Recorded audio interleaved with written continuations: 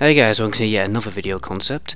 Today I thought I would do a lore video, and since this is primarily a Death Knight channel, I thought I would cover the origin of Death Knight. So without further ado, I'm going to read a script here and explain where Death Knights primarily come from, their absolute originality, and where their power comes from right from the start.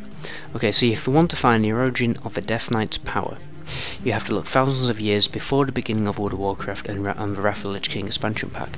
For their power originates from the Burning Legion, who are a vast, innumerable army of demons, infernals, and corrupted races who seek to destroy any trace of order in the universe.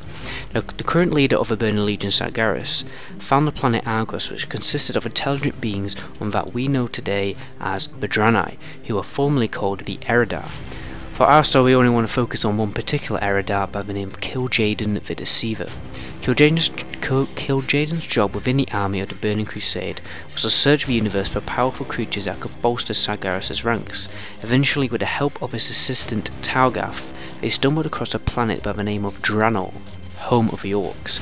The Orcs were quick to cooperate with KIL'JAEDEN due to their thirst for power, no more however than Guldan. Once Guldan approved himself to KIL'JAEDEN, he offered a reward, and so he dispatched Manaroth to Draenor. Describing him to Guldan, KIL'JAEDEN mentioned that Manaroth is known for many things, patience is not among them. There, 12 clan chieftains of the Orcs horde drank blood from Manaroth and fell prey to the curse of Bloodlust. Their corruption quickly spread to the rest of the Horde and ultimately led to their ill-fated assault on the human kingdoms on Azeroth.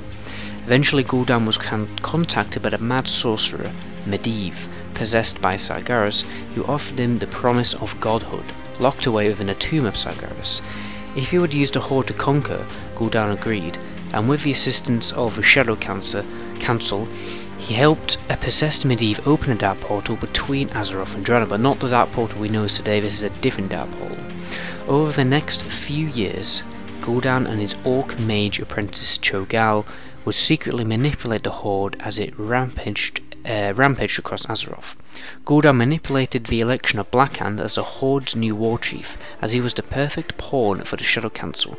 Though BLACKHAND was competent in battle and a relatively sound tactician, he was extremely lustful and thus easy for Guldan to control. Guldan saw the Horde led to supremacy over most of the kingdoms of Azeroth.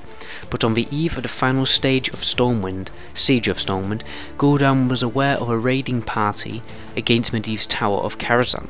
Realizing that the Azerothians intended to slay the Guardian, Guldan hastily ransacked MEDIVH's mine to the tomb's location. He was still deep within the Guardian's fort when Lothar and Khadgar killed him, ending MEDIVH's treachery and forcing Guldan into a coma. So basically, Guldan was inside MEDIVH's mind, and then when MEDIVH was killed, Guldan went into a coma.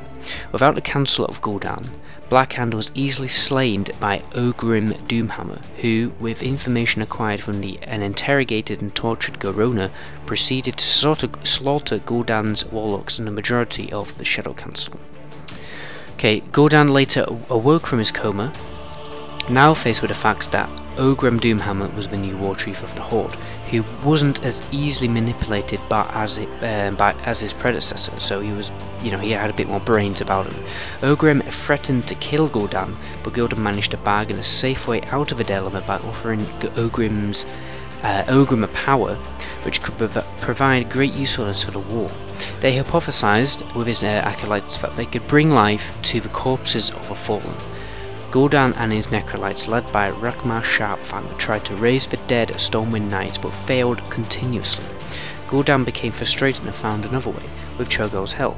Guldan joined his necrolytes in a powerful ritual and at the height of the incantation slaughtered each and every one, storing their swords in green glowing gems and embedding the jewels into truncheons.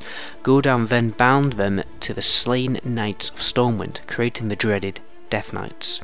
The first spawn of his powerful brethren was Guldan's former acolyte TERON, and thus the Death Knights of the Horde army were born.